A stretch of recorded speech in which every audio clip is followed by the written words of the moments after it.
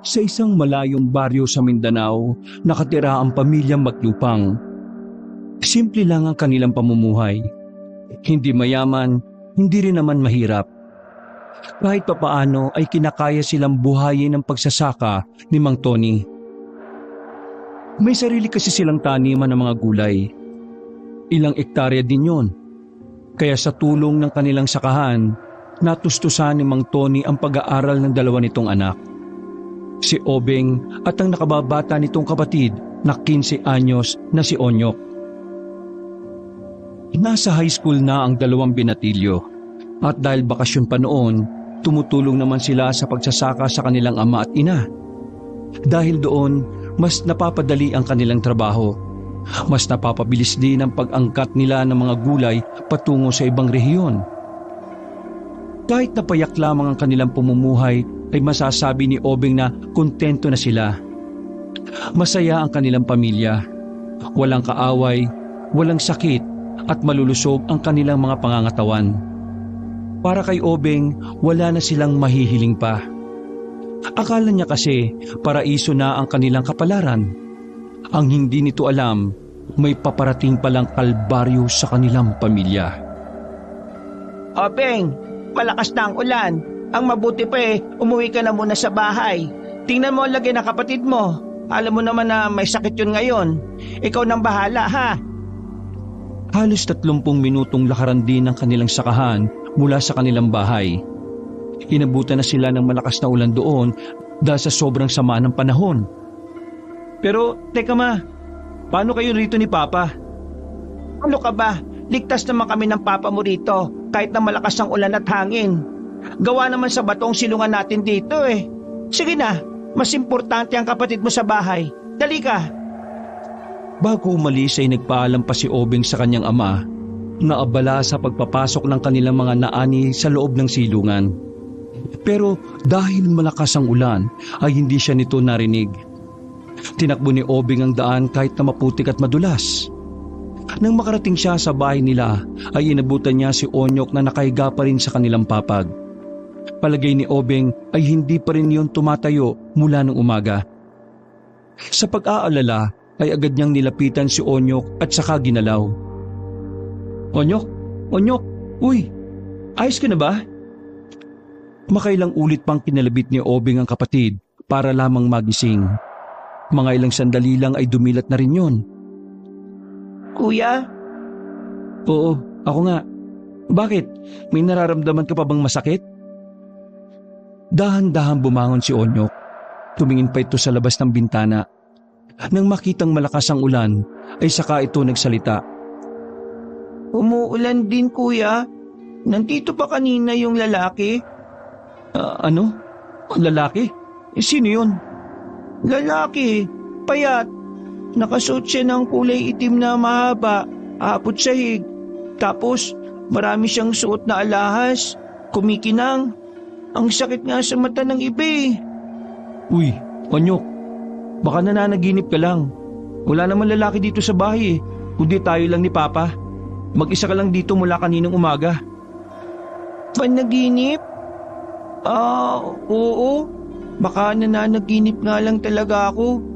Umuulan din kasi sa panaginip ko eh. Tapos kanina, parang nakita ko siya dyan sa gilid ng pinto ng kwarto natin. Baka nga, siguro nga panaginip lang. Huminga ng malalim si Obeng at saka umupo na rin sa paanan ng binatilyo. Kinabahan naman ako sa iyo. Kala ko naman may nakikita ka nang hindi namin nakikita. Ang weirdo. Parang totoong-totoo kanina nakita ko eh. Teka, wala ka na bang lagnat? Napaisip sandali si Onyok at saka sumagot sa nakatatandang kapatid. Yung lalaki sa panaginip ko, kuya, hinawakan niya ako sa panaginip ko. Tapos, paggising ko, ayun, maayos na yung pakiramdam ko. Ginamot niya kaya ako?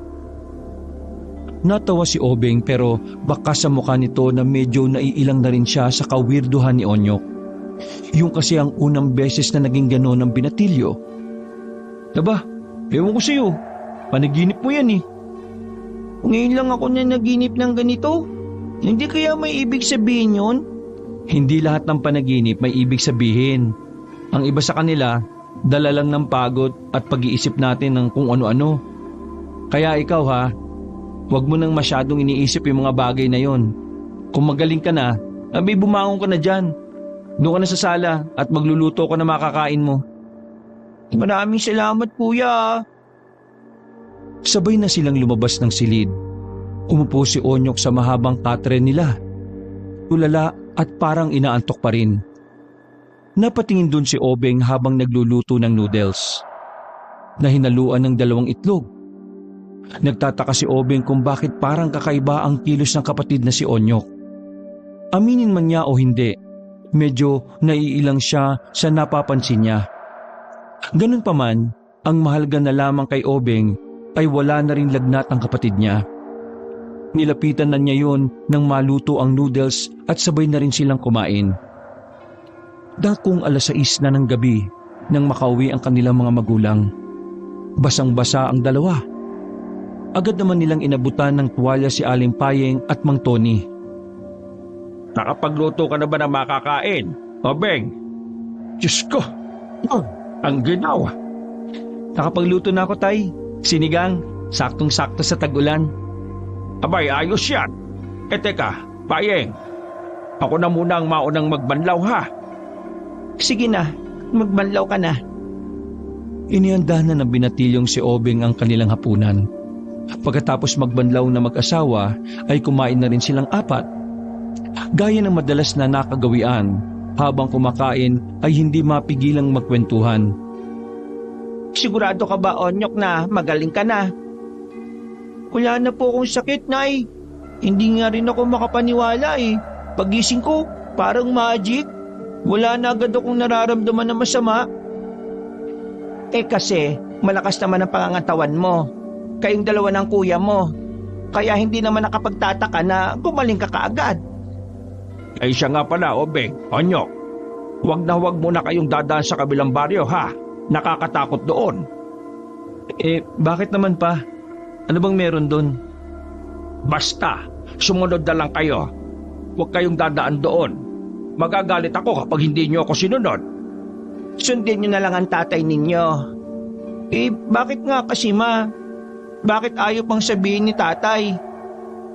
Hindi niyo rin naman maintindihan kaya magsasayang lang tayo ng oras kung pag-uusapan.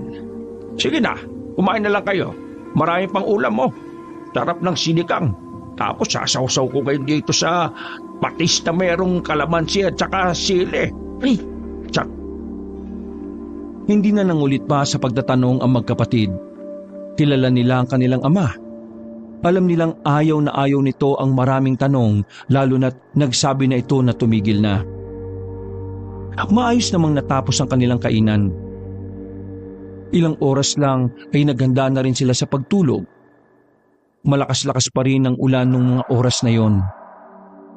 Sinabayan pa ng malakas na hangin kaya naman sobrang lamig sa paligid ng buong bahay.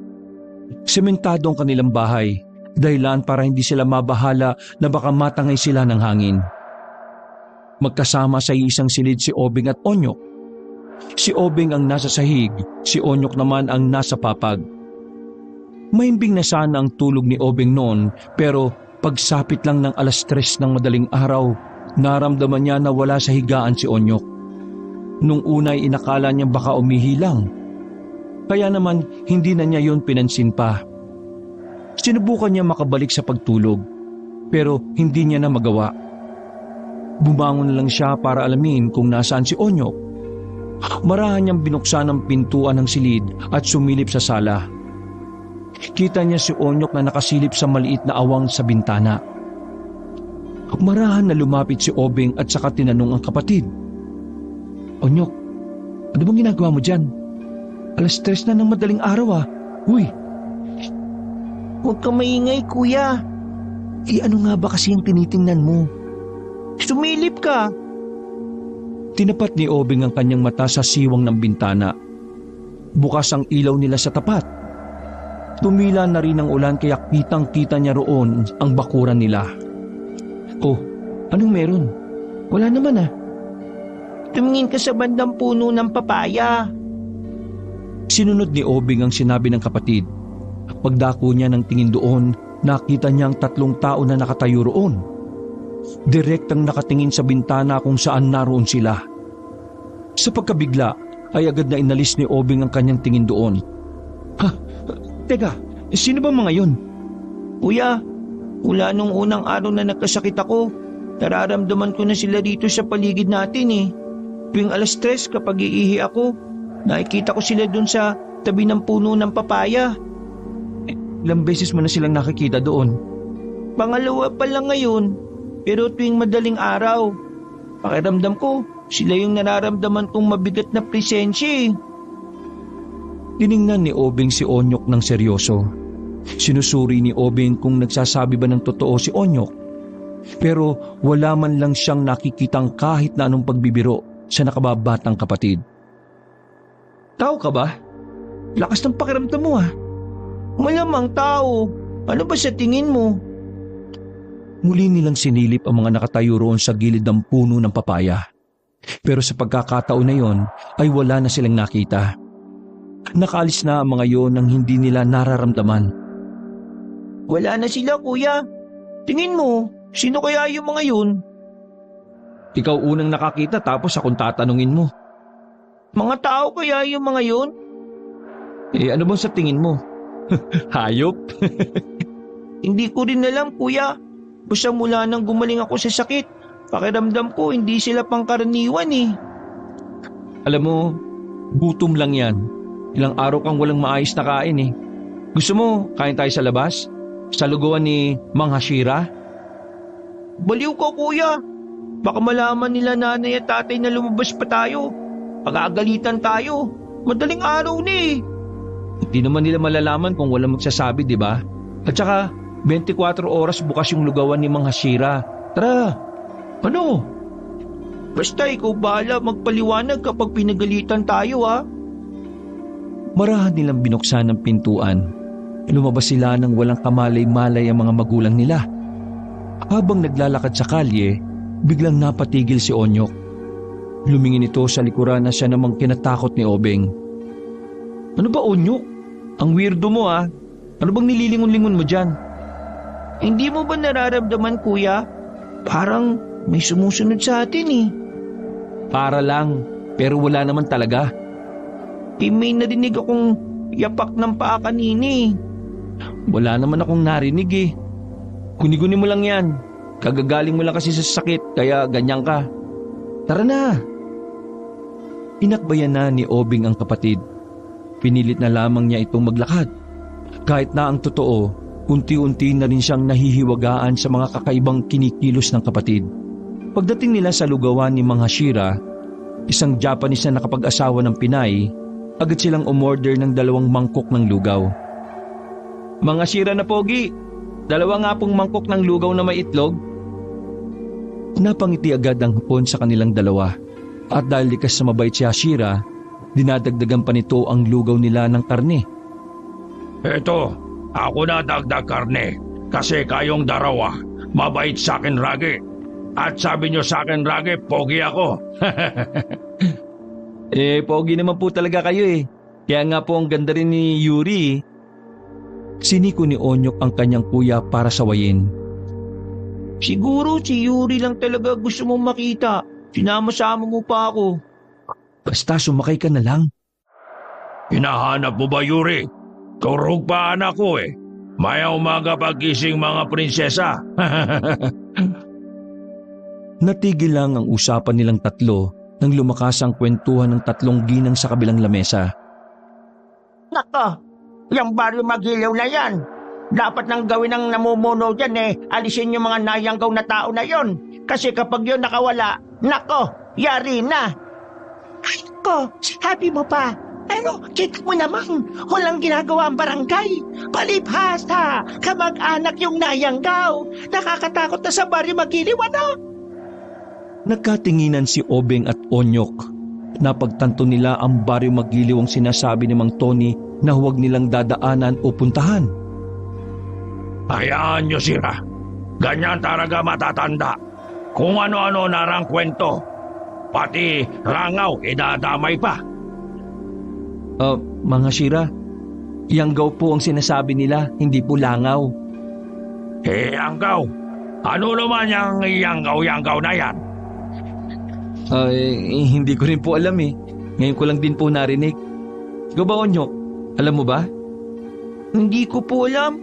Pero minsan ko na rin narinig yan sa panaginip ko, kuya. Hindi ko lang matandaan kung ano eh. O sige, kain lang kayo kasi ruto ko rugaw masarap. Di ba? Walang pareya. Opo, masarap po talaga itong lugaw ninyo. Sus, sip-sip ka lang kay mga siri. Pagkatapos nilang kumain ng lugaw ay agad na rin silang umalis doon. Sa hindi inaasahang pagkakataon, parehong naging interesado ang magkapatid sa Baryo Magiliw. Batid nilang maaring ikagalit yon ng kanilang ama, pero mas nangibabaw sa mga sandaling yon ang kuryosidad. Kuya, sigurado ko ba sa naisip mo? Hindi kaya mayari tayo nito kay tatay? Mayayari tayo kung may magsasabi. Yan ka na naman eh. Puro ka ganyan eh. Paano kung magising silang dalawa tapos malaman na bukas ang pinto? Diyari tayo. Bakit? Ayaw mo bang malaman kung anong meron sa Baryo Magiliw? Gusto. Pero kasi kuya, madaling araw eh, alanganin. Di sige, bumalik na lang tayo. Anong bumalik? Ayun na yung Baryo Magiliw oh. Akala ko ba ayaw mo? Paano ako ayaw eh, nandito na tayo. Iiling-iling si Onyok nang maglakad sila papalapit sa bungad ng baryo. Sa tapat pa lang ay parang nag-aalangan na silang pumasok. Haalis na sana ang dalawa na makarinig sila ng malakas na sigawan. Malapit lang yun sa bungad, kaya kahit may halong kaba na nararamdaman, naintriga ang magkapatid kaya pumasok na rin sila. Tumungo sila sa bahay kung saan nagmumula ang mga sigawan. Palihim silang pumwesto sa likod ng mga baging ng halaman. Hinawi nila yon ng bahagya at saka sumilip sa bakuran. Nakita nila roon ang isang pamilya na natataranta. May umiiyak, may halos mahimatay na, at higit sa lahat, meron doong isang lalaking sugatan. Duguan ang braso. Ano kaya nangyayari sa kanila? May masama akong nararamdaman, kuya. Ha? Paano masama? Hindi ko alam. Basta, mabigat ang pakiramdam ko dito, kuya. Umalis na, ha? Natigilan si Onyok sa kanyang pagsasalita na makita ang isang nilalang na lumabas ng pinto. Katawang tao, pero ang mukha nito ay hindi katulad ng sa karamihan. Mahaba ang dila at ang mga pangil nito'y halos 1 pulgada. Marami din itong ugat na malapit sa sentido at mata. Nagtakbuhan ng mga nasa bakuran. Maging ang lalaking sugatan ay nauna na rin nakalabas. At ang nilalang naman na yon ay napatingin sa direksyon ng magkapatid. Agad na tinakpan ni Obing ang bibig ni Onyok para hindi ito makapag-ingay. Dahan-dahan na kasing naglakad ang nilalang na yon palapit sa kinaroroonan nila. Buti na lang may mga dumating na barangay tanod. Dahil doon ay naalarma ang nilalang. Tumalon yun patungo sa bubungan. Gumapang tuluyan ng umalis. Kuya, ang baon ng kamay mo. Ay, sorry. Kumamot ako sa puwet ko kanina eh. Dahil sa takot na baka madamay silang dalawa sa mga nangyayari sa Baryo Magiliw, umalis na kagad ang dalawa roon. Nagtatatakbo ang magkapatid hanggang sa makabalik na sila sa kanilang baryo. Sandali silang tumigil sa tapat ng kanilang bahay para magpahinga. Mga ilang sandali lang ay dahan-dahan na rin silang pumasok sa loob. Maswerteng hindi nagising ang kanilang mga magulang. Hindi na dinalo ng antok si Obing at Onyok. Mulat ang kanilang mga mata nang mag-umaga na. Nagtaka ang mag-asawang Payeng at Tony nang makitang namumula ang mga mata ng magkapatid. Kaya naman hindi na nakatiis pa ang ginang na si Payeng kundi ang magtanong. Ay, kayong dalawa. Ano bang nangyayari sa mga mata ninyo? Nakatulog ba kayo ng maayos, ha? Hindi na eh. Sobrang lamig kasi kagabi. Di kung ganun dito na lang muna kayo sa bahay. Matulog kayo.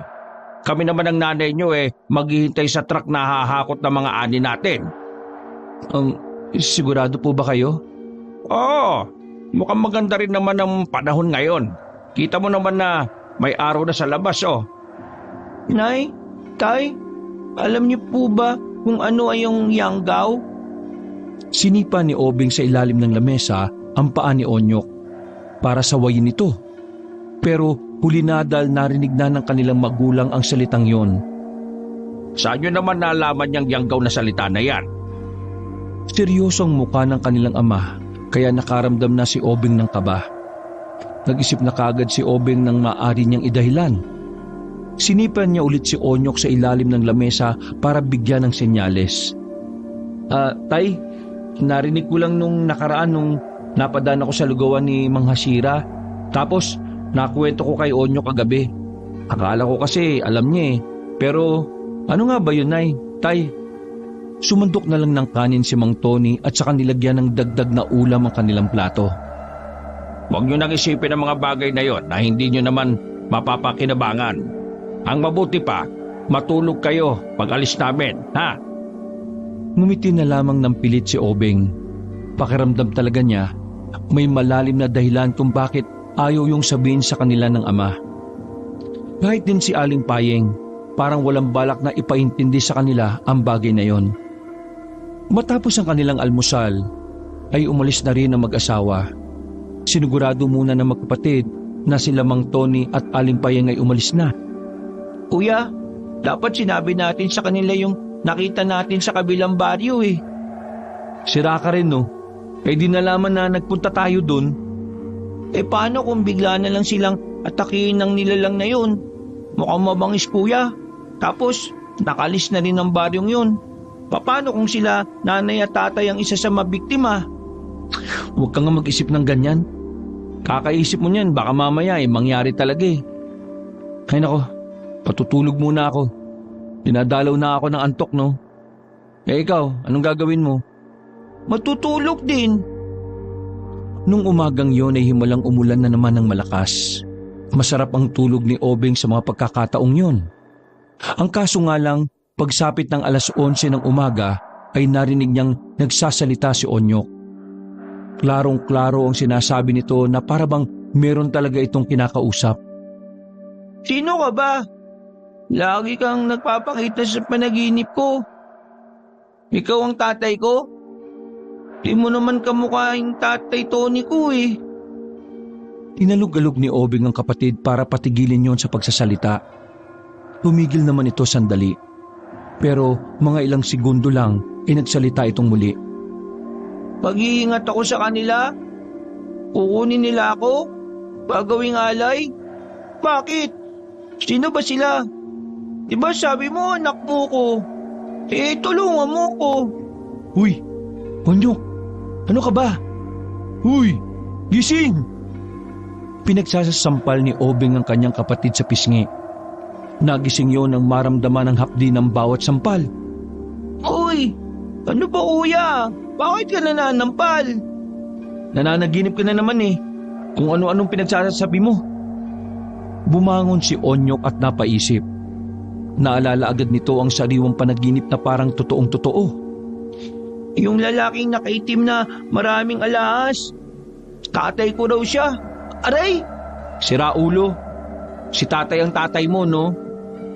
Napapakamot na lamang si Onyok sa ulo niya dahil sa pagbatok ni Obing sa kanya. Hindi ko alam kung bakit ako nananaginip ng ganun kuya. Tapos, pansin mo, tuwing nananaginip ako ng ganun, gigising ako, malakas ang ulan. Hindi ko alam kung anong pinagsasabi mo. Pero mabuti pa, punta natin sila nanay at tatay. Siguradong kailangan nila ng tulong natin dahil maulan, no? Agad na nagbihis ang magkapatid. Kinuha nila ang malaking payong na nasa gilid ng kanilang pintuan. Malakas-lakas ang hangin noon kaya kahit na nakapayong sila ay nababasa pa rin silang dalawa. Madilim ang paligid kahit mag-aalas 12 pa lamang noon. Diretso ang dalawa sa kanilang paglalakad. Nang marating nila ang kanilang sakahan ay tumayo agad sila sa bahay ng imbakan nila ng mga inani.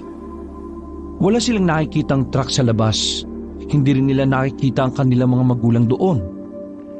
Kaya nang makalapit na sila ay mabilis nilang kinatok ang pintuan. Nay! Tay! Kami to! Pakibuksan po ang pinto kung nandiyan po kayo sa loob. malalakas na katok ang kanilang ginawa. Kaya wala pang 1 minuto ay nagbukas na yon.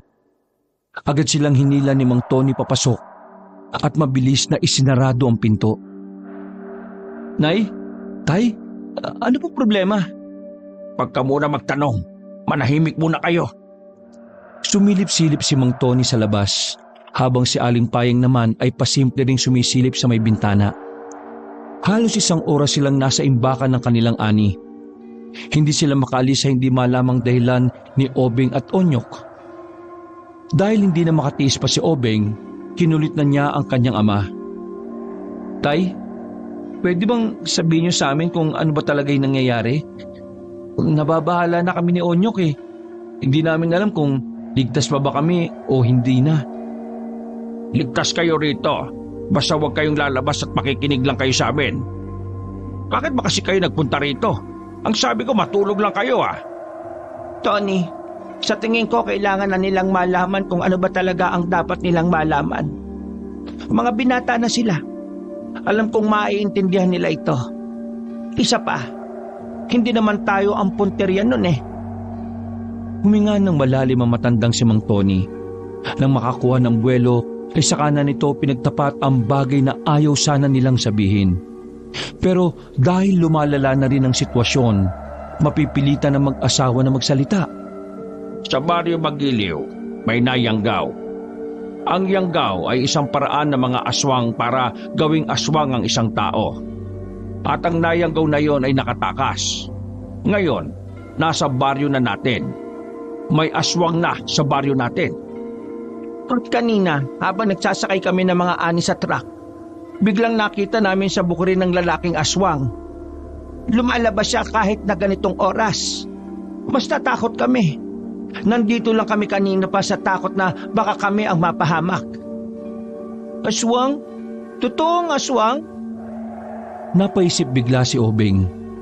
Dito na niya napagtanto na aswang pala ang nilalang na nakita nila sa Baryo Magiliw. Sa hindi malamang dahilan ay nagtayuan ng balahibo ni Obeng. Nakaramdam siya ng bahagyang pagkabahala para sa kanilang kaligtasan.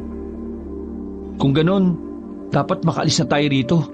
Delikado ang buhay natin dito. Yun nga ang balak natin. Pero hindi hintay muna natin na tumila ang ulan. Mahirap lumabas kung madilim ang paligid. Habang natataranta sila, napansin ni Obeng na tahimik lang si Onyok at parang mukhang malalim ang iniisip. Nilapitan niya ang kanyang kapatid at saka pabulong na tinanong, "Oh, anong problema? Natatakot ka ba?" Kuya, yung sa panaginip ko. "O bakit? Ano na naman?" Ang sabi ng lalaki, lagi kong nakikita sa panaginip ko, aswang daw yung kukuha sa akin eh. Naalala ko na. Hindi ngayong oras ng pagbibiro, Onyok ah. Kuya naman, paniwalaan mo naman ako. Kahit ako rin naman eh, naguguluhan sa nakikita ko sa panaginip ko eh. Pero tingnan mo na lang, paano kung may ibig sabihin pala mga panaginip na yon? Paano kung kunin nga ako ng mga aswang? Ay nako, saka na nga natin yung pag-usapan. Mabuti na lang at talagang malakas ang ulan ng mga oras na yon. Kaya naman hindi sila marinig ng mag-asawa kahit kaunting distansya lang naman ang pagitan nila roon. Nanahimik na lang muna si Onyok, pero bakas na bakas sa mukha niya ang labis sa pagkabahala. Makalipas ang halos 2 araw, tumila na rin ang ulan. Hawak ang itak ay naunang lumabas si Mang Tony. Wala na ang sinasabi nilang aswang, kaya naman hindi na sila nagsayang pa ng oras. Tumakbo na sila paalis. Napadaan sila sa kanilang barangay. Nagkakagulo na ang mga tao roon. Narinig nilang may mga nagrereklamo na tungkol sa aswang. Dahil bukod sa kanila, meron din palang ibang nakakita. Ngayon alam niyo na kung bakit ayaw ko kayong papuntahin sa Baryo Magiliw. At dahil nandito na ang aswang sa baryo natin, kailangan niyo munang manatili sa bahay. Paano yung mga pananim natin? Mas mahalaga ang buhay natin, lalong-lalo na si Onyok. Napaisip si Obeng ng mga sandaling yon. Hindi niya alam kung bakit parang espesyal si Onyok sa mga pagkakataon na yon. Samantalang pareho lang naman silang anak ng dalawa. Hindi na lamang yun pinansin ni Obeng, pero aminado siyang may nabubuo na namang kaisipan ng kanyang utak. Pag-uwi nila sa kanilang bahay, naglabas na ng maraming bawang at iba pang pangontra ang mag-asawa. Sa nakikita ni Obeng, parang alam na ng magulang niya na darating ang araw na yon. Parang handang-handa kasi si Mang Tony at Aling Payeng. Tay, matagal niyo na po bang alam na may aswang? Tumingin muna sa kanya ang ama niya ng seryoso. Matagal nang may aswang, pero ngayon, natuntunan nila ang lugar natin. Tay, bakit ayaw niyong sabihin sa amin? Samantalang yung ibang binata rito alam na nila. Ngayon lang tuloy namin nalaman na totoo pala talaga yung mga nilalang na ganun. Dahil kilala ko kayong magkapatid, alam ko mas aalamin nyo mga bagay-bagay kapag sinabi ko sa inyo. Baka yung pa magdulot ng kapahamakan sa inyong dalawa, hindi ko kakayanin. Hindi na nagsalita pa si Obeng, pero batid niya sa sarili na ang dahilan na yun ng kanilang ama ay parang sapilitan lang. Hindi siya naniniwala pero hinayaan na lang din niya muna. Sumapit ang kinagabihan. Tahimik lang ang apat habang makakaharap sa isang lamesa. Ramdam na ramdam ni Obeng na merong nagbago sa kanilang lahat. Napapansin ni Obeng na hindi mapalagay ang kanilang ina. Marahil nababahala rin ito sa mga maaaring mangyari. Binasag ni Mang Tony ang katahimikan. Onyok, ngayong gabi, doon ka sa amin ng nanay mo matutulog ha. Nagtaka si Obeng sa mga sandaling yon, pero mas pinili lang din niyang manahimik. Bakit naman po? Basta, sumunod ka na lang. Wala. Namiss ko lang nakatabi ka. Nakaramdam ng kaunting inggit si Obeng. Sa buong buhay niya, kailanman ay hindi niya yun naramdaman. Pero iba ang oras na yon. Parang may mali. At dahil doon, mas lalong nagkaroon ng kaisipan si Obeng na may tinatago ang kanilang mga magulang. Ganun pa man, bahagya pa rin siyang nasaktan. Paano si kuya? Wala siyang kasama. Ayos lang ako, Onyok. Sama mo na sila nanay at tatay. Tapos na po ako kumain. Kinabigla na mag-asawang Tony at Payeng ang inasal ni Obeng. Pero napagtanto nila na nagseselo si Obeng. Napailing na lamang si Mang Tony at napasabi ng, Hindi pa ito ang oras. Natapos ang kainan nila ng malamya. Walang kwentuhan, walang tawanan. Nakaapekto rin kasi ang mga nangyari sa taniman nila. Habang nakaiga si Obeng, ay nakatingin lang siya sa kisame. Sa ganoon kadali, nagbagong tingin niya sa kanyang mga magulang. Bigla na lang niyang naisip kung ano nga ba ang meron kay Onyok at bakit bigla na lang yung naging espesyal. 10:00 ng gabi, pinuntahan siya ni Onyok sa kanilang kwarto. Gising pa rin si Obeng sa mga pagkakataong yon. Oh, bakit nandito ka? Tulog na si nanay at tatay. Gusto lang kitang kumustahin dito, kuya. Galit ka ba sa akin? Baliw, bakit naman ako magagalit sa'yo, no? Kasi ako lang yung gusto nilang makatabi. Para yun lang magagalit na ako? Pumasok si Onyok at saka umupo sa gilid ng pintuan. Alam ko kuya, nagtataka ka. Ako din naman nagtataka rin kung bakit parang bigla na lang ako naging sobrang halaga. Yung bang tipong langaw bawal akong dapuan? Parang sobrang protekta naman nila sa akin. Sabihin mo nga kuya, totoo bang kukunin ako ng mga aswang kagaya ng sinasabi ng lalaking nakaitim sa panaginip ko? Hindi yun totoo. Ano ka ba? Ilang beses ko na sa yung sinasabi yan ha. Ang panaginip madalas kabaliktaran. Nananaginip pa ako dati, syota ako raw si Aubrey Miles Tingin mo, hanggang ngayon wala pa rin akong syota. Hindi nga ako pinapansin ni Yuri. Kahit na papaano ay gumaan ang kalooban ni Onyok sa sinabing yon ni Obeng. Ayos na sana ang kanilang usapan nang biglang makarinig sila ng mga kakaibang kaluskos sa kanilang paligid. Nagtinginan muna silang dalawa, pero kalaunan hindi na rin nakatiis si Obeng na alamin kung ano yon. Lumabas sila ng silid, nagtungo sa maliit na sala at sumilip sa siwang ng bintana.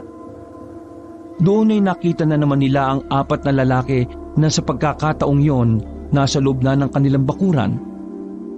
Parang nagmamasid ang mga yon. At ang mas kinababahala pa ng dalawa ay naririnig nilang parang asong umaangil ang 4. Onyok, palagay ko, aswang ang mga ito. Bakit aswang? Akala ko ba isa lang ang aswang sa baryong Magiliw? Hindi mo ba naisip na kaya may niyanggaw, may nangyayanggaw, may iba pang aswang? Hindi makapaniwala si Onyok sa kanilang nakita. Mabuti na lang, naglagay sila ng mga bawang sa bawat kanto ng kanilang bahay. Nang mapansin nila na lalapit sa bintana ang mga yon, umupo na sila at sumandal sa dingding. Huwag kang maingay. Narinig nilang parang binubuksan ng kanilang bintana. Pero dahil pati yun ay may maliit na kandado, ay hindi yun masira ng nasa labas. Bumalik na lang tayo sa susunod na gabi. Mahirap makapasok sa bahay nila. Pero sa susunod, kailangan na natin siyang makuha para sa ating pinunong aswang. Sa narinig nilang yon ay nagtindigan ng kanilang mga balahibo. Doon na nakumpirma ni Obeng na talagang puntirya ng mga aswang ang kanyang kapatid. Ang iniisip niya lang, bakit si Onyok lang ang pinupuntirya ng mga yon? Umalis sa mga aswang. Nakita pa ni Obeng sa labas na tumalo ng mga yon sa mga puno. Dahil na naman sa kanilang nakita, mulat na naman ang mata ng magkapatid. Hindi sila dinadalaw ng antok dahil sa kung ano-ano ang iniisip nila. Sabi ko sa iyo, kuya ako ang gusto nilang kunin Siguro kaya sila nangyayanggaw para mas marami silang kumuha sa akin, para mas maging madali ang gusto nilang mangyari. Napapailing na tumugon si Obeng. Bakit naman ikaw ang gusto nilang makuha? Ano ba meron sa iyo? Pwede namang ako, di ba? Hindi ko alam, kuya. Pero sa palagay ko talaga, may kakaiba sa akin Kakaiba? Paano kakaiba? May mga pagkakataon na may mga naririnig akong mga boses na hindi ko alam May mga nagsasabing boses na bumalik na raw ako sa Biringan kasi mas ligtas daw doon. Ano? Biringan? Ano naman yun? Hindi ko rin alam, kuya Tuwing naririnig ko sila, bigla-bigla ding nawawala ang mga boses, kaya wala akong pagkakataon para makapagtanong.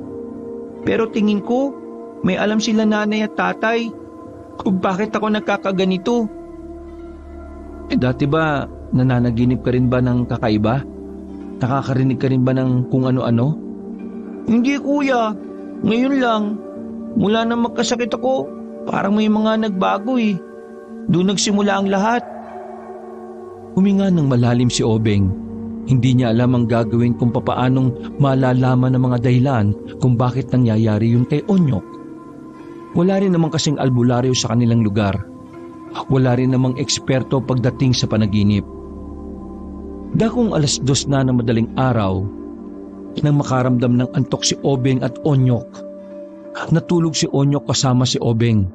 Kaya kinaumagahan, natatarantang binuksan ng mag-asawang Tony at Payeng ang kanilang silid. Yun ay para malaman kung naroon ba si Onyok. Nakahinga ng maluwag ang mag-asawa nang malamang nasa maayos na kalagayan lang si Onyok. Bakit kayo natataranta, tay? Pero hindi siya pinansin ng kanyang ama. Dumiretso ang tingin ng ama kay Onyok. Onyok, di ba sabi ko, wag na wag kang aalis sa tabi namin. Pinag-alala mo kami. Nandito lang naman po ko sa kwarto namin ni kuya Hindi naman ako lumalabas. Kahit pa, magmula ngayon, dapat kung saan ka pupunta, magpaalam ka dapat sa amin. Naintindihan mo ba? Ano po bang nangyayari? Bakit parang ingat na ingat po kayo sa akin? Nay, tay, may kukuha ba sa akin? Sandaling natameme ang mag-asawa dahil sa tanong na yon. Hindi nila alam ang sasabihin kay Onyok. Nay, Tay, Nay, Tay, kung may alam kayo, sabihin nyo na. Baka mamaya nasa panganib na pala ang buhay namin tapos wala naman kaming kaalam-alam. Tay, aminin niyo na po sa akin. Kukunin ba ako ng aswang? Ano bang sinasabi mo dyan? Bakit ka naman kukunin ng... Kagabi, narinig namin ni Kuya Obeng na may tao sa labas eh. Akala namin tao, pero aswang sila. Sinabi nila na meron silang kukunin sa bahay na tao. Naisip ko, malabo naman kasi kung kayo yun. Dapat sa bukidin pa lang, ginawa na nila. Malabo rin naman si Kuya kasi kung si Kuya, dapat pinuntahan na nila sa bintana. Kasi nakabukas lang naman ang bintana sa kwarto namin eh. Kaya ang iniisip ko, baka ako ang tinutukoy nila. Walang kukunin dito. Tay, nananaginip ako. At ngayon, malinaw na ang panaginip ko. Nakakita ako ng mga engkanto sa panaginip ko. Sinasabi nila sa akin na umuwi daw ako ng Biringan dahil mas ligtas ako doon eh. Sinasabi nila na kukunin daw ako ng mga aswang. Hindi nila sinabi sa akin kung bakit. Pero tugma yung sinasabi nilang kukunin ako ng aswang eh. Dahil nararamdaman ko, nagsisimula na sila eh. Umupo si Mang Tony sa gilid. Nakaramdam ito ng kaunting pagkahilo. Hindi ko inakala na madaling maintindihan ni Onyok ang lahat. Nakatayo lang si Obeng sa gilid at naghihintay sa mga ipagtatapat sa kanila ng mga magulang. Dahil pakiramdam niya ay meron talaga silang malalaman sa umagang yon. Tay, sabihin niyo sa akin, anong klase ba talaga akong tao? Ano pong hindi ko alam sa sarili ko? Tony, sabihin na natin kaya. Ganon din naman eh. Malalaman at malalaman niya dahil tumatagal, nangyayari na ang ayaw natin mangyari para sa kanila. Ipagtatapat ko ang tungkol sa katauhan mo, Onyok. Pero ipangako mo sa akin na iintindihin mo ng maigi kung bakit naman ito tinatago sa iyo. Hindi tumugon ng binata. Tulad ni Obeng, tahimik lang din itong naghihintay. Humugot ng malalim na paghinga si Mang Tony. Nababahala ang mukha nito. Hindi ka talaga namin tunay na anak, Onyok. Noong ikadalawang kaarawan ni Obeng, nagpunta kami sa gubat para magpiknik.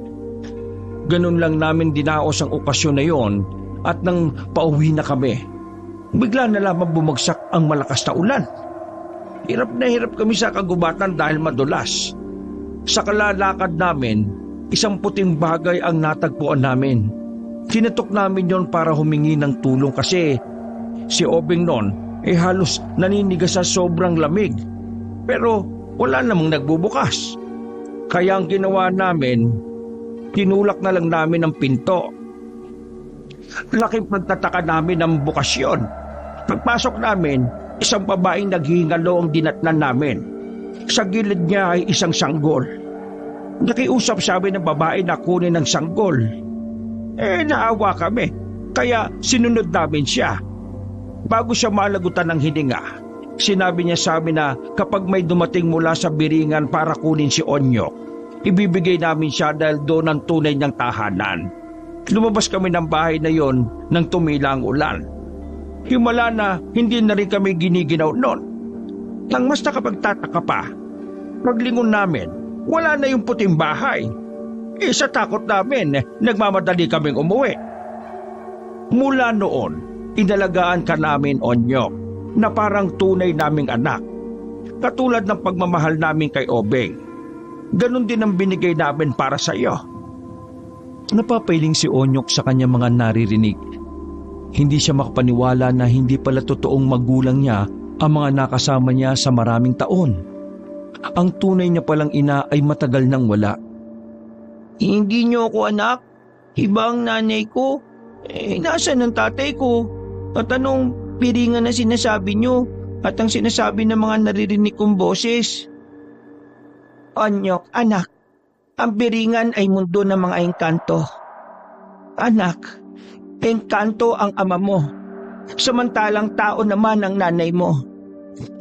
Ibig sabihin, engkanto ako? Hindi namin alam kung anong dugo ang mas nakalalamang sa katauhan mo.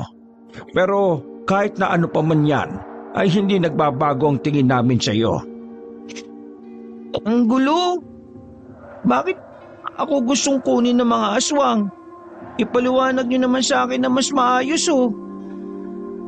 Tumataas na ang tinig ni Onyok kaya naman tinapik ito ni Obeng sa balikat para pakalmahin. Dahil kailangan ng mga aswang ang dugo ng isang kalahating tao at kalahating aswang. Gagamitin nila ang dugo mo para gawing alay. Para buhayin ang kanilang Diyos-Diyosa na matagal nang nahihimlay.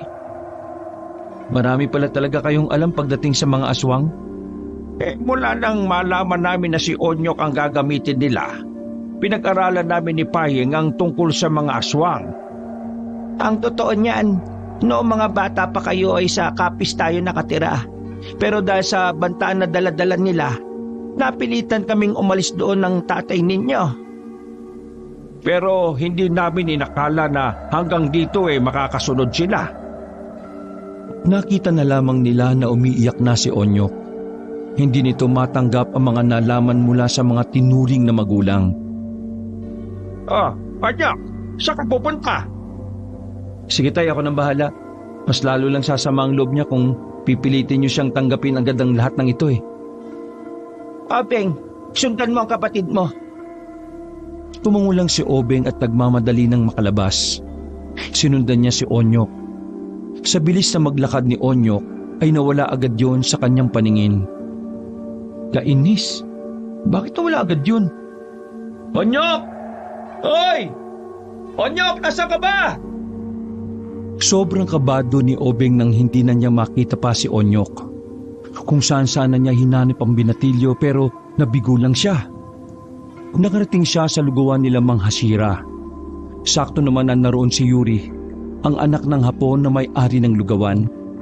Uy, Obeng, napadaan ka. Kakain ka ba? Nabigani man si Obeng sa kagandahan ng dalaga pero wala siyang oras para makipaglandian nun. Masyadong okupado ang utak niya para kay Onyok. Pasensya na Yuri pero napadaan lang ako para sana itanong kung dumaan ba si Onyok dito. Nawala ang magandang ngiti ni Yuri. Dumaan dito si Onyok kanina pero parang merong nagbago sa kanya Ha? Paanong nagbago? Hintay mo ako rito. Kukunin ko lang yung bag ko sa loob. Nagmamadaling tumakbo si Yuri. Pagbalik nito ay may suot-suot na itong itim na bag. Tara. Sa palitan nitong hinila si Obeng paalis sa lugawan. Habang naglalakad sila ay huminto si Obeng. Nagtataka kasi ito kung ano ang ginagawa ng babae.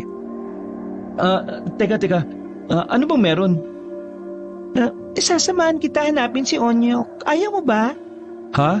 Wag na. Makakabala pa ako sa'yo. Bumalik ka na sa inyo. Makakatulong ako sa paghanap mo. Tingnan mo to. Pinakita ng babae ang pulseras nito na merong bato na may hugis ng mata. Ha? Ano yan? Para saan yan? Anting-anting. Nakakatulong ito para malaman ang lokasyon ng engkanto.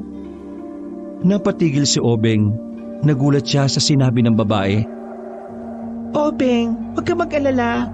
Ako lang ang nakakaalam sa amin. Ha? Paano mo nalaman? At kailan pa? Hindi ko alam kung maniniwala ka pero may kakayahan ako makausap ang mga elemento. Kabilang na ang engkanto. Biyaya raw to sa akin ni Mama. Kaya nung unang makita ko pa lang si Onyok nung mga elementary pa lang tayo, alam ko na kagad na hindi siya buong tao. Ipangako mo sa akin na wala makakaalam, Yuri. Huwag kang kabahan. Wala naman makakaalam Matagal ko nang alam pero hindi naman kumalat, diba? Magtiwala ka sa akin. Tara na, hanapin na natin ang kapatid mo bago pa siya makuha ng mga aswang. Alam mo rin yung tungkol sa pagnanais sa mga aswang na makuha siya? Oo, pero kanina ko lang nalaman. Narinig ko usapan niyo kanina Ha? Nasa bahay ka kanina? Oo, magbabayad lang sana ako ng utang ni Papa kay Mang Tony. Napapailing na lamang si Obeng dahil sa mga natutuklasan niya. Hindi niya inakala na pati ang tahimik na babaeng si Yuri ay mas may kaalaman pa pala sa kanya sa mga nangyayari. Sabay na naghanap ang dalawa. Gamit ang pulseras na anting-anting ay dinala sila nito sa kagubatan. Inabot na nga rin sila ng alauna. Madilim-dilim din ang paligid dahil nagbabadya na naman ang pagbuhos ng ulan. Sigurado ka bang nagpunta rito si Onyok? Dito tayo tinuro ng anting-anting eh. Magtiwala lang tayo. Malayo na sila sa kanilang baryo. Hindi na rin alam ni Obeng kung papaano sila makakabalik. Sadyang nakakalito kasi ang mga dinaanan nila. Maya-maya pa, bigla na lang nilang nakasalubong si Onyok. Hingal na hingal. Baka sa mukha ang takot nito. Onyok, buti naman at ligtas ka. Saan ka ba nanggaling? Tinukot ako ng mga lalaki kanina eh. Mga aswang pala sila. Dinala nila ako sa lugar nila. Hindi ko alam kung anong lugar, basta marami sila nun kuya eh. Paano ka nakaligtas? Nasaktan ka ba? Nakaligtas ako. Hindi ko rin alam eh. Basta nang hawakan ko ang itak, parang nawala ako sa sarili. Nagkamalay na lang ako nang makita kong nakahandusay na yung ibang aswang eh. Pinatay ko sila pero hindi ko alam kung paano ko nagawa eh. May engkantong sumapi sa katawan mo kaya mo tinalo yung mga aswang. Kuya, bakit kasama mo yan? Bakit? Alam na ni Yuri ang tungkol sa'yo at sa mga aswang. Pero huwag ka mag-alala. Hindi naman niya magsasalita o magkakalat eh. Umumiti pa si Yuri kay Onyok. May sumapi sa akin na engkanto. Ibig sabihin, yung mga engkanto, kakampi ko. Hindi natin sigurado pero sa palagay ko, dahil ayaw nilang maging alay ka, kaya ka nila tinulungan. Bakit marami kang alam? Pag ganito-ganito lang ako pero elementary pa lang tayo, pinag-aaralan ko na yung mga kakaibang bagay at nilalang. Kuya, ayos din pala itong mapapangasawa mo eh. Uy, shh, manahimik ka nga. Pinag-aalala mo sila nanay at tatay eh. Pinahirapan mo akong maghanap sa'yo tapos puro ka namang kalokohan. Umalis na nga tayo. Baka mamaya masundan nila tayo dito. Nakalayo na ako sa kanila. Hindi na nila ako masusundan. Kahit pa, hindi tayo dapat maging kampante. Yuri, natatandaan mo ba yung daan pa uwi? Hindi ko na matandaan eh, pero huwag kayong mag-alala. Kaya ko naman makipag-usap sa mga engkanto. Magtatanong-tanong tayo. Nagsimula na maglakad ang tatlo paalis. Malayo-layo na ang kanilang lalakarin. Nang may madaanan silang malaking puno ng akasya. Huminto si Yuri at tinawakan ng puno. Pumikit pa ito ng saglit. Kaibigan, naririnig mo ba ako? Pwede mo bang ituro sa amin ang daan pabalik? Naliligaw kami. Nakatingin lang ang dalawang binata. Halos 30 segundo namang nanahimik si Yuri. Maya-maya lang ay bigla na lang din itong nagsalita. Maraming salamat at makakauwi na rin kami. Anong sabi?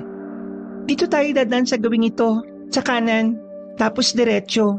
May makikita na tayong kalsada na may mga dumadaan daw na truck. Naririnig ko rin yung salita niya kaso hindi ko maintindihan eh. O tara na, baka gabihin pa tayo rito.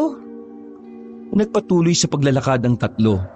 Buong akala nila ay makakaalis na sila sa gubat na yon. Pero ang hindi nila alam, pinaglalaroan sila ng engkanto na napagtanungan nila. Dahil ang direksyon na kanilang tinatahak ay patungo lang din sa isa pang baryo ng mga aswang. Inabot na tayo ng alas 5 rito. Malapit nang sumapit ng gabi, pero nandito pa rin tayo sa gubat. Tama ba sinabi ng engkantong yun? Ay nako, nakakainis. Mukhang napaglaruan tayo. Napaglaruan? Bakit? Ibang direksyon ang tinuro sa'yo? Parang ganun na nga. Ay naku naman, pambihira naman oh. Pero hindi bale, diretsuin na lang natin to. Baka may makita pa tayong daan. Walang ganang naglakad ang tatlo hanggang sa inabot na sila ng dilim. Narating nila ang isang maliwanag na baryo na nung una inakala nila na pangkaraniwang baryo lang yon. Lalapit sana sila roon pero iba ang naramdaman ni Onyok. Wag, hindi tayo pwedeng pumasok dyan. Oh, bakit? May nararamdaman ka bang masama? Mabigat ang pakiramdam ko. Gaya ng pakiramdam ko kapag nasa bakuran natin yung mga aswang. Kaya, ibig sabihin lang nito, mga aswang ang nandyan sa baryo na yan. Nalinti ka na. Ay naku, nakakapisit talaga yung kanto na yun, no? Ipapahamak niya tayo. Isang patunay lang yan na hindi lahat ng nakakausap mo matino. Huwag kayong maingay, may paparating. Sabay-sabay na tinikom ng tatlo ang kanilang mga bibig. Ilang sandali lang, may nakita na silang tatlong lalaki na may bitbit na isa pang lalaki na walang malay. Yung mga yan, mga aswang yan, yung bitbit nila, hapunan nila. Ganyan talaga ang buhay nila. Kumakain talaga sila ng tao. Oo, kaya wag tayo magpapahuli kasi kapag nahuli tayo, baka sabay-sabay tayong litsunin. Hindi ako malilitsyon kasi ako ang alay nila eh. Nang makalayo ng tatlong aswang, ay sinimulan na rin ng tatlo na umalis. Marahan ang bawat lakad nila dahil nasa kilos nila nakasalalay ang kanilang magiging kaligtasan. Nagawa nilang lagpasan ang baryong yon, pero ang hindi pa nila alam, sa daan na kanilang tinatahak ay may mga makakasalubong din silang mga aswang. Tago, bilis! Hinila ni Obeng ang dalawa nang makitang may mga grupo ng kalalakihan na paparating.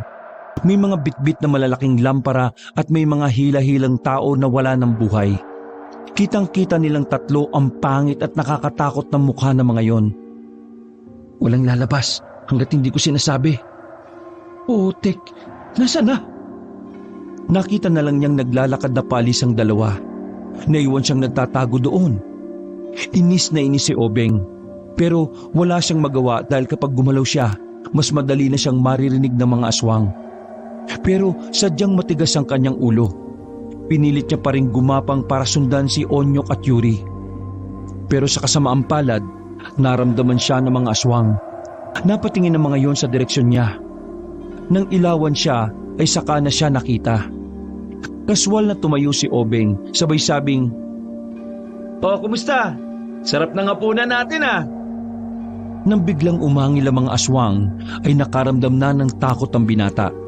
Dahilan para simulan na rin niyang tumakbo. Halos madapa-dapa siya nang maabutan niya si Yuri at Onyok. Pagtingin nila sa kanilang likuran, ay sumusunod na sa kanila ang grupo ng mga aswang. "Bisit kayo, bakit niyo naman ako iniwan?" Sumunod lang din naman ako kay Onyok eh. Hindi nagsasalita si Onyok ng mga sandaling yon. Seryoso lang yon habang tumatakbo sila.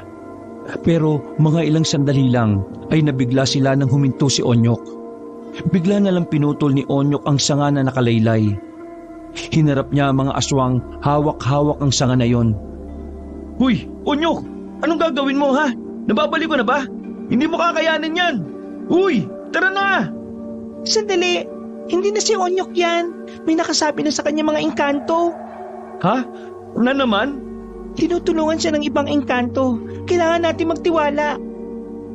Magsasalita pa sana si Obeng pero dumating na ang grupo ng mga aswang. Sabay-sabay na nagbago ang anyo ng mga yon. Dahilan para magtayuan na naman ang balahibo ni Obeng. Gumilit siya ng bahagya. Si Onyok naman ay parang walang naririnig. Iba rin ang tindigan ni Onyok. Para bang hindi na yon ang kapatid na nakilala ni Obeng. Hawak-hawak ang putol na sanga. Nilusob ni Onyok ang isang aswang na nasa malapit sa kanya. "Kunin ng buhay! Siya ang alay!" Pinagpapapalo ni Onyok ng sanga sa ulo ang aswang. Hindi makapaniwala si Obeng sa pinapakita ng kapatid niya. Para itong sanay na sa pakikipaglaban. Magaling itong umilag. Magaling din itong magpatama. Kitang-kita na hindi nga si Onyok ang gumagamit ng katawan na yon. Ayos lang ba talaga siya? Ang dami niya, no? Malalakas ang engkanto na nakasapi sa kanya. Kaya huwag ka mag-alala. Hindi man lang nagagalusan ng mga aswang si Onyok. Sa bilis ni Onyok, niwala ni isa sa mga yon ang nakakatama na humahambalos kay Onyok. Hindi pa nakontento si Onyok. Kumuha ito ng isa pang sanga. Ang tulis ng sanga ang siyang ginawa nitong panaksak sa mga aswang. Pinagtatatarak ni Onyok ang mga yon hanggang sa ang ilan sa kanila ay napahandusay na lang din. Maging ang mga aswang na yon ay nabigla rin sa kakaibang galaw ng binatilyo.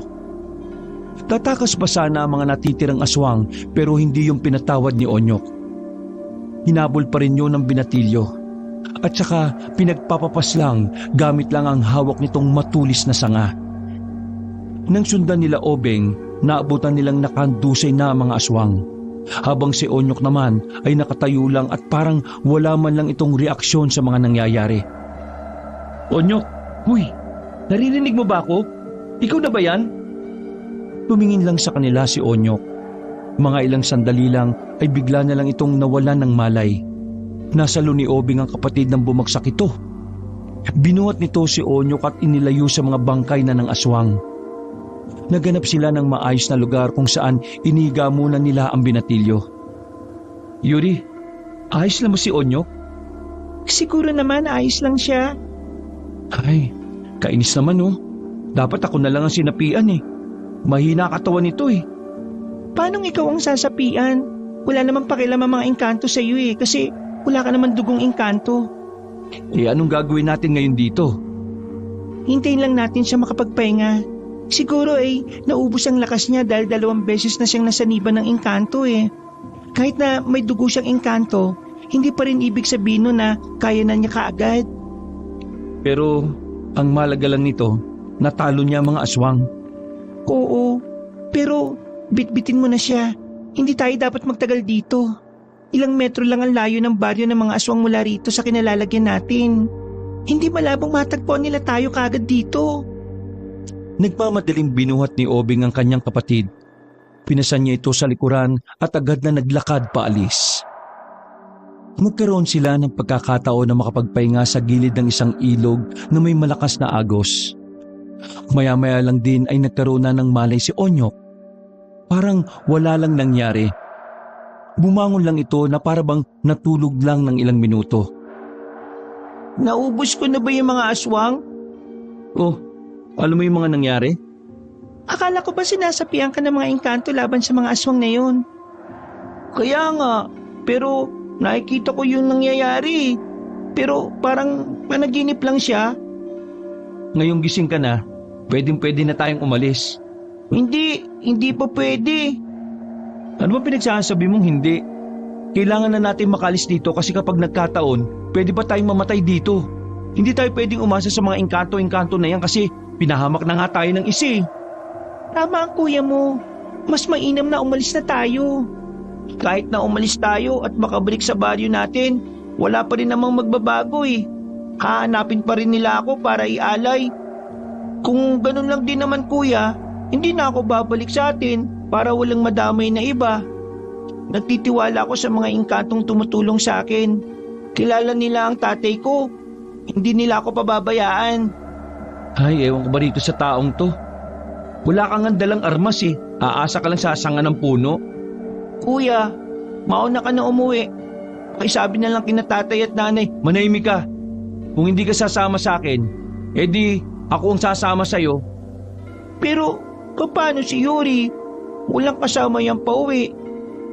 Sasama na lang din ako. Basta kapag ako nadedo, kasalanan mo ha. Alo, bakit ako? Biro lang. Basta kung nasaan si Obeng, dun din ako. Tutulungan ka namin sa abot ng aming makakaya, Onyok. Basta Onyok ipangako mo sa akin na makakaligtas ka at makakabalik ka pa sa atin. Oo kuya, pangako yan. Oh, anong gagawin na natin ngayon? Babalik tayo sa baryo nila. Aalamin ko kung nasan yung kabaong na tinatawag nilang Diyos. Sabi ng mga engkanto, kailangan ko raw wasakin ang katawan ng Diyos nila eh. Napamura na lamang sa hangin si Obeng. Aminin man niya o hindi, sobrang takot siyang makita ulit ang mga aswang. Kung pwede nga lang talaga niyang iwan ng kapatid, ay ginawa na niya. Kaso hindi. Hindi kayang isipin na lalaban na mag-isa si Onyok. Kahit na napipilitan, ay naglakad sila pabalik. Wala na ang mga bangkay ng mga aswang na madaanan nila ulit yon. Tanging mga lampara na lamang ang naiwan doon. Ang senaryong yun ang siyang dumadagdag sa kaba ni Obeng. Pero ganun pa man, sinubukan na lang din niya na magtiwala sa kanyang kapatid. Nang malapit na sila ulit sa baryo, ay huminto sila para magmasid. Kita nila na nagbago na ang kilos ng mga naroon. Lahat ay parang nagmamadali. May mga napansin silang mga aswang na galit na galit. Nalaman na siguro nila ang nangyari. Malamang sa malamang yan. Kita mo, parang hindi sila mapakali. Onyok, saan ba nakalagay yung kabaong ng Diyos nila? Wala bang sinabi ang mga engkanto? Wala eh. Basta ang sabi lang nila sa akin, nasa isang tagong lugar yun.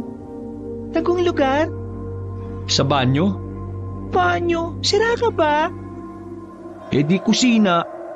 Tagong lugar nga eh. Ibig sabihin, malaking lugar. Magmasid na lang tayo. Malalaman din natin kung saan yun. Naglakad pa ang tatlo ng kaunti. Maraan silang lumapit sa kumpulan ng mga aswang na nag-uusap-usap. Nakatago lamang sila sa mga matataas na kawayan. Sa kanilang pakikinig, nalaman nila na ang kabaong pala ng Diyos ng mga aswang ay nakalagay sa isang kuweba sa kagubatan. Dahil doon ay inihanda na nila ang sarili. Kuya Obeng, nakikita mo ba yung mga itak na yun sa likuran ng bahay? Malamang, may ilaw eh. Kunin mo. Oh, bakit ako? Bakit hindi ikaw? Eh ikaw tong may sapi eh. Hindi ako pwedeng lumapit eh. Baka maamoy nila yung dugo ko. Tumingin si Obeng kay Yuri. Tinitingin-tingin mo. Ano ka, takot? Magpakalalaki ka, uy. Oo nga, kuya. Di ba crush mo si... Oo na, kukunin na. Mag-iingay ka pa eh. Huminga ng malalim si Obeng. Para makaiwas sa kahihiyan sa babaeng gusto niya, pipilitin niyang maging matapang. Bawat takbang ng kanyang paa ay ingat na ingat. Palingon-lingon din siya sa paligid. Wala namang aswang sa likuran ng bahay na pupuntahan niya. Pero may mga dumadaan-daan na maaring makakita sa kanya. Huminto sandali si Obeng na makitang may dumaan na dalawang matandang aswang. Sobrang bagal pang maglakad kaya inip na inip si Obeng. Halos 5 minuto ang hinintay niya bago makaligpas ang dalawang matanda. Nang makakuha na ng tiyempo, marahan pa rin siyang naglakad patungo sa kinilalagyan ng mga itak.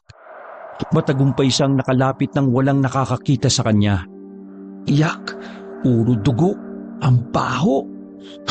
Pero ayos na yan, wala na kaming pagpipilian eh. At least, meron na kaming weapon.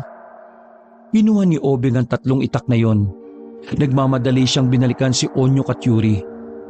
Inabot niya agad ang itak sa dalawa. At doon, sakalang niya napagtanto na siya lang pala talaga ang maarte. Ngayong may itak na tayo, sundan na natin yung mga nag-uusap kanina. Tsaka ko na sa kuweba ang punta nila. Parang mga dagang sumutang 3 sa makipot na daan ng mga kawayan.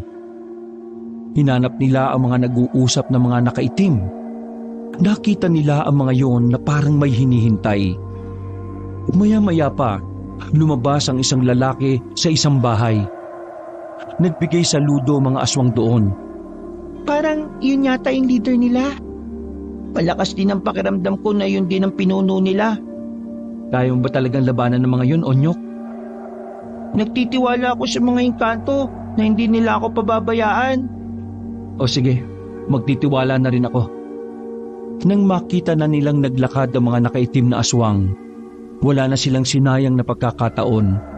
Palihim silang sumunod sa mga yon. Nangunguna pa si Onyok sa paglalakad. At kahit na maaari nilang ikamatay ang ginagawa nilang yon, walang pakialam ang binatilyong si Onyok. Makalipas lang ang halos 7 minuto, nakita nilang sinisindihan ng mga aswang ang mga gasera sa kuweba. Dumagundong na muli ang dibdib ni Obeng. Batid nila na mas magiging mahirap para sa kanila ang lahat sa oras na pumasok na sila roon. Wala tayong ibang daan papasok. Diyan lang. Pwedeng ako na lang Sasama kami. Hindi ka namin iiwan. Maraming salamat, kuya. At sa'yo, Yuri. Kung di dahil sa'yo, hindi naman magiging matapang si kuya eh. Ayos lang. Kasi ang mahalaga naman sa akin ay makaligtas tayong lahat. Bumuntong hininga na lamang si Obeng. Makalipas ang 5 minuto, nagdesisyon na rin silang lumapit doon. Nakaamba na ang mga hawak nilang itak. Alerto ang kanilang mga mata. Tingin sa likuran, tingin sa harapan. Bumabagal ang kanilang paglalakad dahil naririnig na nila ang usapan ng mga aswang. Masyado tayong mabilis maglakad. Dahan-dahan lang. Tumango lang si Onyok at Yuri. Hindi nagtagal, nakarating na rin sila sa malawak na parte ng kuweba. Agad-agad silang gumapang patungo sa likuran ng mga drum na nasa gilid. Nakita nilang naroon nga ang kabaong na nakaharap pa sa isang malaking ribulto ng aswang. Naririnig din nila ang mga aswang na parang nagsasagawa ng kakaibang dasal na di nila maintindihan. Bulong ng mga engkanto, ngayon daw ang itinukdang gabi ng mga aswang para buhayin ng Diyos nila. Ibig sabihin lang nun, kung makukuha nila ako ngayon, matutupad na ang pangarap nila. Kaya yun ang dapat natin pigilan. Magsasalita pa sana si Obeng pero bigla itong natigilan nang marami pang aswang ang pumasok sa loob. Sa ganoong kalagayan, malabong makalabas sila ng buhay. Batid din nila na anumang oras ay makikita na sila nagtatago roon. Kahit na anong mangyari, walang lalabas ha. Hindi na naituloy ni Obeng ang kanyang sasabihin nang lumabas na sa likuran ng drum si Onyok. Ay naku, ang kulit naman nun. Hindi na si Onyok yan. Tumayo na rin at nagpakita na rin si Obeng at Yuri sa mga aswang. Sabay-sabay na umangil ang mga aswang na parang asong baliw. Lumapit sa kanila ang pinuno ng mga aswang na sa kanilang pagkakarinig ay Amil ang pangalan. Ha! Tingnan mo nga naman. Hindi na kami pinahirapan ng tadhana. Alay na ang lumalapit sa aalayan. Nakatayo lang si Onyok sa harapan nila. Hindi yung tumutugon kay Obeng kahit ilang beses itong tawagin. Ikaw ang tao na may dugong engkanto. Ang dugo na kailangan namin para mabuhay ang Panginoong Abukay ay magmumula sa iyo. Sumilay ang kakaibang ngiti sa mukha ni Onyok. Dahilan para magtaka ang mga aswang. Hindi ako papayag na gamitin niyo ang anak ko para sa kasamaan ninyo. Ganun pa rin ang boses ni Onyok, pero parang ibang tao na ang kanilang nakikita. Malakas ang kutob ni Obeng at Yuri na ang engkantong nakasapi na sa katawan ni Onyok ay ang mismong ama nito. Sino ka? Umalis ka sa katawan ng alay namin! Huwag mo akong utusan dahil mas mataas ako sa'yo. Winasiwas ni Onyok ang itak at saka isa-isang inatake ang mga aswang. Laking gulat ni Obeng na halos tumulo na ang laway niya dahil sa nakikita. Minamani-mani lang ni Onyok ang tumpok ng aswang, habang silang dalawa ni Yuri ay parang nanonood lamang sa gilid ng pelikula. Walang ya, ang galing ni Onyok. Nang nakasapi sa kanya, baka yun ang ibig mong sabihin. Hinigit ni Obeng si Yuri nang makitang may lumapit sa kanilang aswang. Walang pagdadalawang isip na tinagayo ni Obeng. Tinamaan ng aswang kaya napaatras yun. Hanggat kasama mo ko, tandaan mo, lagi kang nasa panganib. Ha? Ano? Ay, ang ibig ko sabihin, lagi kang ligtas. Muli nilang binalikan ng tingin si Onyok. Sandali lang silang nalibang. Pagtingin nila ay nalagas na agad ni Onyok ang mga aswang. Ang natira na lang doon ay ang aswang na si Amil. Maging ang leader ng mga aswang ay takot na dahil sa mga nasaksihan. Brutal kasing pinagpapapaslang ni Onyok ang mga aswang na naroon. Ikaw, tapusan mo na ngayon. Baka naman pwedeng pag-usapan yan. Pwede naman din... Pinukol ni Onyok ng itak sa ulo ang aswang na yon. Agad nitong binunot ang itak at saka lumapit na sa kabaong. Kung sino ka man na gumagamit ng katawan ng kapatid ko, kakampi kami ha. Hindi kami kalaban ha. Tumingin lang sa kanila saglit si Onyok. Binuksan na rin nila ang kabaong. Bumungad sa kanila ang isang aswang na himalang hindi inaagnas ang katawan. Nagulat na lang si Obeng at Yuri nang biglang pinagtatataga ni Onyok ang katawan doon. Hindi pa ito nakontento. Siniliban pa nito ng gasera. Nang masunog na ang katawan ng Diyos ng mga aswang, nilisan na rin nila ang kuweba. Dumaan sila muli sa baryo. Pero mga nakahandusay na rin ang mga naroon. Tumigil sa paglalakad si Onyok. Bigla na lang itong nawalan ng malay. Mabuti na lang ay nasa luyo ni Obeng. Binuhat niya si Onyok paalis doon. Mag-uumaga na makabalik na sila sa bahay. Iyak ng iyak si Aling Payeng at Mang Tony. Lalo na nang hindi pa rin nagigising si Onyok. Makalipas ang isang linggo, wala pa ring malay si Onyok. Kung sino-sino mga albularyo mula sa probinsya na ang kinausap nila. Pero walang magawa ang mga yon. Buhay si Onyok pero hindi naman ito dumidilat. Isang hapon, habang binabantayan niyo ni Obeng at Yuri, bigla na lang bumangon si Onyok. Nakabalik na ito sa sariling katinuan. Onyok, ikaw na ba yan? Kuya, pumayag na sila. Ha? Anong sinasabi mo? Dinala ako ng tatay kong engkanto sa kaharian nila. Nakiusap ako na gusto kong mamuhay bilang isang tao eh. Tapos, pumayag siya. Binigay ang buhay na ito. Kuya, hindi na ako magiging engkanto kagaya nila. Sa sobrang saya ay napayakap na lang si Obeng. Mang Tony, Alipayeng, gising na po si Onyok. Nagmamadaling pumasok ang mag-asawa mula sa kanilang bakuran. Tuwang-tuwa ang mga ito nang makitang gising na ang kanilang tinuturing na bunsong anak. Noong mga sandaling yon, napakasaya ng puso ni Obeng. Isang biyaya na pinayagan si Onyok na maging isang ganap na tao. Dahil doon, mamumuhay na ng normal ang binatilyong si Onyok. Naubos nila ang mga aswang. Magkakasama sila ulit. At ang huling biyaya na natanggap ni Obeng, sinagot na siya ni Yuri sa loob lamang ng isang linggo. Wakas,